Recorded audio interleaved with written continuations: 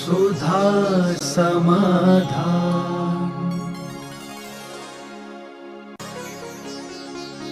नमोस्तु गुरुदेव। किसी घर में बच्चे के जन्म के बाद 45 दिन तक बच्चा और उसकी माँ को मंदिर से वंचित रहना पड़ता है, लेकिन जब 46वें दिन मंदिर जाते हैं तो क्या उस दिन 45 दिन तक दर्शन न करने की पूर्ति हो जाती है या नहीं? कृपया समाधान करें। रिक्त स्थान की पूर्ति और उपलब्धि दोनों में थोड़ा अंतर है। 45 दिन तक वो सूतक लगा उसको, वो उसके रिक्त स्थान हुआ, लेकिन 45वें दिन के बाद जो टेम्पल डे बनाया उसकी जो उपलब्धि है वो 45 दिन में भी वो उपलब्धि नहीं हो सकती थी जो 45वें दिन उपलब्धि हुई। उसका मूल कारण है कि उसने ये प्रदर्शित कर दिया कि मुझे संसार बढ़ाने का दंड दिया गया। मैंने अपनी काया को इतना अशुद्ध कर दिया, संतान को जन्म देने के लोभ में मैंने ये भी नहीं सोचा कि संतान को जन्म देंगे तो 45 दिन तक मेरे भगवान छूटेंगे, 45 दिन तक मेरा धर्म ध्यान छूटेगा, मेरी पूजा छूटेगी, क्योंकि मैं उस समय इतनी अशुद्ध दशा को प्राप्त हो जाऊंगी। तो ये दंड तो मैंने किया है जिसके लिए मुझे 45 दिन का बहिष्कार मिला, लेकिन 45वें दिन उसको जो आशीर्वाद मिलेगा कि मैं गिरी जरूर हूं लेकिन एक को उठा के लाई हूं, मैं गिरी जरूर हूं लेकिन एक उठा के लाई हूं। यानी अब मैं ही नहीं, मेरा बेटा और मेरी बिटिया भी आपके भक्तन थी। 45 दिन यदि अशुद्धि में नहीं जाते तो मैं अकेली भक्तन बनी रहती। 45 दिन मेरा जो गिरना हुआ उसमें मैं आज के बाद मेरे बेटा बिटिया भी आपके भक्त होंगे। वो जो उपलब्धि हुई है वो 45 में दिन तक निरंतर पूजा पाठ करती तो वो उपलब्धि नहीं हो सकती जो उस समय उसको उपलब्धि हुई, क्योंकि उसने जैनत्व के संस्कार दिए। इसलिए जो आपका सोच है वो सही है, लेकिन आज जो सब क्योंकि तीनों पीढ़ियां बिगड़ रही हैं, कोई एक पीढ़ी सुधर रही हो तो बात अलग थी। बचपन बिगड़ रहा है, जवान बिगड़ रहे, बूढ़े बिगड़ रहे, तो सभी दृष्टिकोणों से जितना प्रयास होता है करने का प्रयास कर रहे हैं। और सबसे बड़ी बात है कि आजकल जो लोग पंचम काल को बदनाम करते हैं, पंचम काल की हवा को बदनाम करते हैं, संस्कारों को, मैं भी इसी बात में आता था, लेकिन अब नहीं है। सुधरने वाले सुधरना चाहते हैं, सुधारने वाले नहीं। आवाज लगाओ नियम से। मैं भी सोचता था क्या होगा इनसे, जैसे मैंने एक दिन कहा था, लेकिन टेम्पल डे कौन मनाएगा? टेम्पल डे एक नई चीज। लेकिन आज आपने भी कहा, राजस्थान में भीलवाड़ा में आर के कॉलोनी है, वहां आए दिन सारे बच्चियों के टेम्पल डे मनाए जाते हैं।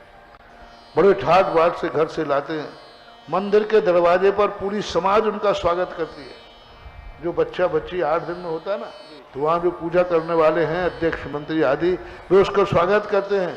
और वो भगवान के चवर ढोलते हुए बालक प्रवेश करता है। फिर बालक है तो अभिषेक करता है, बालिका है तो उसके परिवार दिखाते हैं बहुत ठाट से। यदि सारे दुनिया में ये हो जाए टेम्पल डे, तो मैं ये नहीं कह रहा हूँ टेम्पल डे मनाने से तुम भगवान बन जाओगे। टेम्पल डे मनाने से तुम्हारे बच्चे का ऐसा शुभ सगुन होगा कि उसके जीवन में बहुत सारी विपदाएं तो वैसे ही टल जाएगी। नमोस्तु गुरुदेव। गुरुदेव, बेटियां पद से विमुख हो रही हैं, तो आज के समय में हम अपने को और बेटियों को किस प्रकार संस्कारित करें? कृपया समाधान करें। सबसे पहले तो माँ को माँ बनना होगा। माँ बनते ही उसको ये सोचना है, अब मैं मात्र कन्या नहीं हूँ, अब मैं पत्नी नहीं हूँ, अब मैं माँ हूँ। तो उसको सब कुछ अपना मातृत्व रूप में करना पड़ेगा। उसका मन भी माँ का हो, उसकी आंखें भी माँ की हों, उसकी वेशभूषा भी माँ की हो, उसका बाजार में घूमना भी माँ का हो, बाजार में शॉपिंग भी माँ की हो, भोजन भी माँ का हो। उसके 24 घंटे इर्द गिर्द माँ घूमना चाहिए, मैं माँ हूँ। जब वो होटल में भोजन करने जाए तो अभी तुम दोनों पति पत्नी जाते थे, पत्नी बनकर जाते थे। अब होटल को देख के जाना तो मम्मी पापा बन के जाओ। अब माँ बन के जाओ कि इस होटल में मैं भोजन करूंगी, इस गार्डन में मैं घूमेंगे। पति पत्नी का उनके घूमते थे। अब संतान होने के बाद आपको घूमते समय सोचना है मैं पति पत्नी नहीं, अब मैं माँ बाप हूं। माँ बन के जाओ। जब तुम वेशभूषा पहनते हो तो घूमने जाते थे, जो भी जाते हो आप लोग, कोई बात नहीं, मैं उसमें डिस्टर्ब नहीं कर रहा हूं। लेकिन जैसे ही माँ बनो, अब वो वेशभूषा नहीं रहेगी जो पति पत्नी की होती है, अब वो वेशभूषा रहेगी जो एक माँ की होती है। एक तुम्हारी संतान, तुम्हारी बेटी देखती है कि हमारी माँ, हमारी सास, दादी माँ, हमारे परिवार की बड़ी महिलाएं भी हमसे ज़्यादा बाहरी शौकों में काम ले रहे, हमसे ज़्यादा उनकी वेशभूषा गिरी हुई है। तो हमारे जीवन में एक बहुत बड़ा, माँ बनने के बाद भी व्यक्ति को पत्नी बनी रहती है, पत्नी की मुख्यता रहती है। माँ बनने के बाद उसकी मुख्यता पत्नी का रूप नहीं, माँ का रूप ज्यादा लेना चाहिए। पत्नी का निषेध नहीं कर रहा हूं, मुख्यता, गौण मुख्यता है। संतान उत्पत्ति के पहले तुम्हारी मुख्यता किसकी थी? पत्नी पद की। आप पत्नी हैं, रही है, मुझे कोई हद, लेकिन माँ बनते ही मुख्य पद पत्नी का है कि माँ का है? दोनों में, पत्नी भी है, माँ भी है। अब दोनों, जैसे मैं पूछता हूं, आप बेटी थी, अब पत्नी बन गई, अब बेटी की मुख्यता है कि पत्नी की मुख्यता है? बेटी, पत्नी की। अब तुम माँ की तरफ नहीं देखोगे, भाई की तरफ नहीं देखोगे, पीहर की तरफ नहीं देखोगे, दोनों जगह समस्या आएगी। तुम अकेली हो, किसका पक्ष लोगी? ससुराल का, क्योंकि आपकी ससुराल मुख्य है। शादी होने के बाद पीहर मुख्य नहीं है, पीहर की समस्या का समाधान मुख्य नहीं है। आप किसकी बेटी हैं अब शादी के बाद इसका कोई मतलब नहीं, आप किसकी पत्नी हैं ये मुख्यता है। किसकी बेटी है ये कोई मतलब ही नहीं रखता, कोई नहीं पूछने वाला। शादी होने के बाद पूछता है कि ये किसकी पत्नी। तो आप पत्नी की मुख्यता है शादी के बाद। इसी प्रकार से जब संतान उत्पन्न हो जाए तो आपको छोड़ देना चाहिए कि मैं पत्नी की मुख्यता नहीं है, अब मैं वही करूंगी जो एक माँ को करना पड़ता है। माँ के लिए बेटा मुख्य है, पति मुख्य नहीं है। बेटे के संस्कार मुख्य है, तुम्हारा शौक और मौज मुख्य नहीं है। एक बेटे को जन्म देते समय तीर्थंकर जैसे संस्कारित बालक के लिए देवताओं के 56 कुमारियां उतर आती हैं। एक संस्कारित बेटा है, तीर्थंकर कोई अनसंस्कारित नहीं है, फिर भी संस्कार देने के लिए माँ को सब कुछ रूप बदलना पड़ता है। वो अब एक माँ बन जाती है। तो एक माता, सभी माताएं यदि अपने मातृत्व का ध्यान रखें, फिर आप बेटी को सिखा सकते हो, बेटी मैं तेरी माँ हूँ, तू मेरी बेटी है, देख मेरी वेशभूषा देख, मेरा खान पान देख, मेरा रहन सहन देख, सब कुछ दिखा सकते हो तो उन बेटियों को। और दूसरी बात, बेटियों को इतनी उम्मीद ना करें कि वो तुम बहुत उम्मीदें करने लग जाओ। इतनी दूर मत भेजो कि तुम उनकी 24 घंटे निगरानी भी ना कर पाओ। इतनी स्वच्छंद मत सीखो कि तुम्हें पता ही नहीं चले कि बेटी कहाँ है। बेटी की निगरानी ऋषभ देव ने कहा था, पढ़ने के लिए ऋषभ देव ने किसी को नियुक्त नहीं किया अपनी बेटियों को, यहां तक कि बेटियों को अपने भाई के साथ भी नहीं पढ़ने दिया। 99 भाई थे, भाइयों के साथ ब्राह्मणी सुंदरी को शिक्षा नहीं दी उन्होंने। भाइयों को अलग पढ़ाया, बहनों को अलग पढ़ाया। क्या? जगत को यह सिखाने के लिए कि बेटी बेटी है, बेटा है, और जिस उम्र में वे प्रवेश करते हैं उस उम्र में ना कोई बेटा देखता है, ना बहन देखता है, ना भाई देखता है। उस उम्र के तकाजे में कुछ भी हो सकता है। इसलिए जब उन्होंने इतनी बड़ी शिक्षा दी थी तो आप लोगों को कम से कम समाज को सोचना चाहिए। मेरा तो कहना है हर जिले के अंदर पूरी पढ़ाई का एक कन्या महाविद्यालय और विद्यालय अलग से होना चाहिए, जो तुम्हारे जैनियों की, परिवार के जैनियों की कस्टडी में हो, मैनेजमेंट उनका हो, सब कुछ उनका हो तो है। बाकी जो हो रहा है तो आप लोग भी परिचित हैं और हम तो सुनते रहते हैं, क्या करें। नमोस्तु गुरुदेव। जो लोग समाज की सेवा करते हैं लेकिन उनके बच्चे ऐसा नहीं करते, ऐसा क्यों? क्योंकि उनके बाप पंडित बने थे, उनकी आपने क्या दुर्दशा की।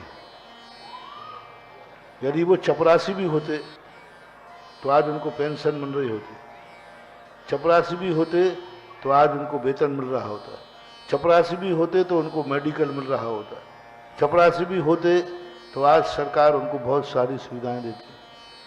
तुम्हारे यहाँ पंडित यदि कोई बन जाता है तो उस पंडित की जिंदगी क्या करती है, समाज क्या देती है, कितना वेतन देती है, कितना पुरस्कार देती है, कितना सम्मान देती है। कोई 10 लक्षण में 11-25 हजार रुपया देते, उससे गृहस्थी चलने वाली नहीं है। सम्मान कितना मिलता है हमको, और कितना, और जैसी कमेटी आएगी बिस्तर उठा के बाहर रख देगी, पंडित जी वो कमेटी चली गई। यहाँ तो कोई भी कलेक्टर आ जाए, कोई भी ऑफिसर आ जाए, किसी की नौकरी को बदल नहीं सकता। ब्लेम लगना अलग चीज है, चारित्रिक बात। ऐसे नहीं है कि कलेक्टर आया तो सारे टीचर बदल जाए, सारे मास्टर बदल, नहीं, कोच नहीं, कितने भी कलेक्टर। यहाँ तो कमेटियों को भरोसा नहीं। हमने ऐसे विद्वान देखे जिन्होंने एक बड़ी ईमानदारी से तुम्हारे महाराजों की बात मान करके अंत में जब बीमार हुए तो उनकी दवाई कराने के लिए समाज ने पैसा नहीं दिया, अजनों पैसे दिए। तो पंडितों की जो दुर्दशा करते हैं,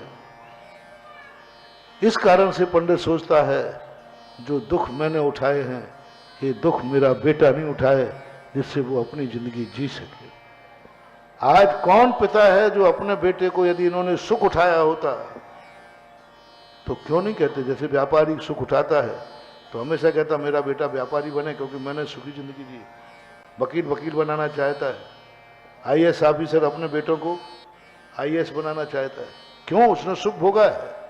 लेकिन पंडित क्यों नहीं बनाना चाहता, क्योंकि उसने दुख भोगे, और वो दुख कारण का है, कारण उसमें समाज है। कल डॉक्टर शीतल प्रसाद जी ने भी कहा था, संस्कृत के विद्वान आज भी बनने को तैयार हैं, बन सकते, बुद्धि है, ज्ञान है। तो जब वो बड़े बड़े मेडिकल पढ़ते हैं, आजकल की तो बुद्धि इतनी फास्ट है कि जो जैनागम का ज्ञान है या संस्कृत, ये तो 2-5 साल में वो पारंगत हो जाएंगे। कंप्यूटर आज बुद्धि बहुत है, लेकिन वो पढ़ के करें क्या। मान लीजिए आज संस्कृत साहित्य में पूरा पढ़ लिया, पूरा संस्कृत कर लिया, गौमरसार सब धर्म के, बाद में गौमरसार खाएंगे, रोटी कौन देगा, आजीविका कौन देगा। आज कम से कम मास्टर पढ़ लेंगे तो वेतन आलू कितना मिलता है, सरकारी है। आज क्या है कोई, आज इन्होंने थोड़ा सा क्लोकर पढ़ी, आज मास्टर को 50-60 हजार रुपया सरकार देती है। कौन से भारत में ऐसा है जो विद्वान को समाज 60-65 हजार रुपया देती है। 50 हजार रुपया महीना सरकार समाज तय करे, मैं विद्वानों की लाइन लगा दूंगा। 50 हजार।